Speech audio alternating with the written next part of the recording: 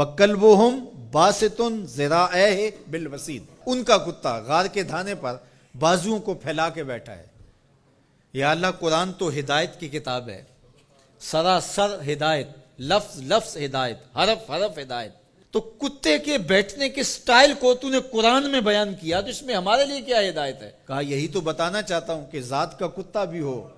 سنگ جڑ جائے ولیوں کے، اور ولیوں کے دروازے پر بیٹھ کے پہرا دینے لگ جائے،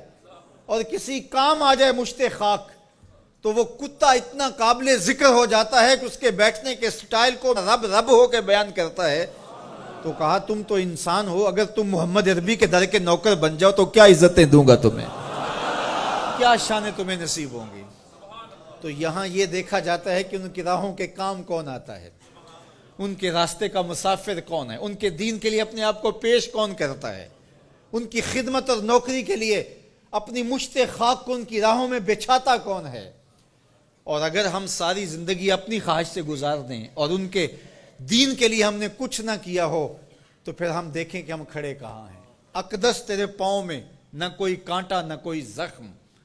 پھر کیوں ہاتھ میں پرچم اسلام لیا تھا۔ اللہ تعالیٰ جل شانہ کی نعمتیں، اس کی کرم نوازیاں ہمارے اوپر پہم برسیں، لیکن ہم اس کے شکر گزار بندے نہ ہوں، نماز پڑھنا ہمارے لیے بوجھل بن جائے۔ تو کہا پھر گھوڑے اچھے ہیں، وہ اللہ کی راہ میں چلتے تو ہیں، کام تو آتے ہیں۔ تو کہا ان الانسان لربہ لکنود، بے شک انسان اپنے رب کا ناشکرا ہے۔ اس زمین کو ارض کنود کہتے ہیں کہ جہاں کچھ نہ اگتا ہو، بنجر زمین، جہاں نہ سبزہ اگتا ہو کہ جانور چارہ کھا سکیں، نہ کوئی درخت اگتا ہو جس سے کوئی سایہ لیا جا سکے، نہ کوئی ایسا درخت اگتا ہو جس سے کوئی پھل حاصل کیا جا سکے، نہ شجرے سایہ دار دیتی ہو جو زمین، نہ شجرے پھلدار دیتی ہو جو زمین، نہ کسی جانور کے چارے کی ضرورت کو پیش کرتی ہو جو زمین، اس کو کہتے ہیں ارض کنود۔ وہ بنجر شخص جو انسانیت کے لیے نفع بخش نہیں ہے، لوگوں کے لیے خیر کا سبب نہیں ہے، انسانیت کے لیے نافع نہیں ہے اس کا وجود، تو وہ کنود ہے، وہ کسی کام کا نہیں ہے، وہ بنجر ہے۔ اللہ کہتا ہے اس بنجر انسان سے میرے محبوب کے غلاموں کے گھوڑے اچھے ہیں۔ اصحاب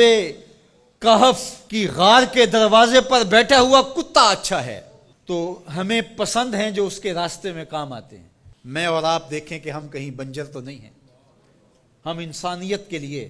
نافع ہیں، یا ہمارا وجود اس دھرتی کے لیے بوجھ ہے،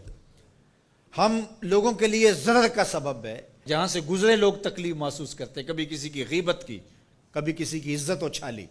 کبھی کسی کی ماں بہن اور بیٹی کی آبرو پہ گلی محلے میں بیٹھ کے آوارہ لوگوں کی طرح باتیں چھیڑ دیں، کبھی ہم کسی کی تکلیف کا سبب اور ذریعہ بنے۔ ہم یہ دیکھیں کسی کے لیے اذیت کا سبب تو نہیں ہے، بلکہ میرے حضور نے ارشاد فرمایا ایک وصیت کرتے ہوئے کہ خیر کی چابی بن جا، شر کا تالا بن جا، تیرے وجود کی وجہ سے خیر پھوٹے، جدھر سے گزرتا جائے روشنیاں پھیلتی چلی جائیں، نور بانٹتا جائے، انسانیت کے لیے نفع بخش ہو تیرا وجود، نہ یہ کہ تیرا وجود لوگوں کے لیے اذیت کا ذریعہ ہو، حتیٰ کہ تیرے لیے کسی کی زبان سے خیر کے کلمے نہ نکلیں۔ ایسے لوگ کتنے ہیں کہ جب وہ مر بھی جاتے ہیں تو ان کے لیے لفظ ڈھونڈنے پڑتے ہیں، تو بعض لوگ لفظ ڈھونڈ ڈھونڈ کے کہتے ہیں اچھا ساڑھے نال تے چنگائی سی، اس کا مطلب یہ اس نے لوگوں کی ناک میں دم کر رکھا تھا، اس کی شر سے صرف میں ہی بچا ہوں۔ وہ ایسا شخص ہے کہ اس کی تعریف آپ بھرے مجمع میں نہیں کر سکتے، لوگ کہیں گے تم جھوٹ بول رہے ہو۔ اور کتنا خوش بخت اور خوش نصیب شخص ہے کہ جب وہ اس دھرتی کو چھوڑتا ہے تو زمین کی مٹی بھی روتی ہے، در و دیوار بھی اشک بہاتے ہیں، اور زمانہ کہتا ہے کہ یہ تو چراغاں تھا، یہ تو نور تھا بزم عالم کا، اس کے دم سے روشنیاں تھیں۔ یہ کیا گیا کہ زندگی کی ساری رونقیں ماند پڑ گئی، گویا روشنیاں بجھ گئی اس کے جانے سے۔ تو خیر کا سبب اور خیر کا ذریعہ بنو، نہ کہ برائی کا ذریعہ بنو۔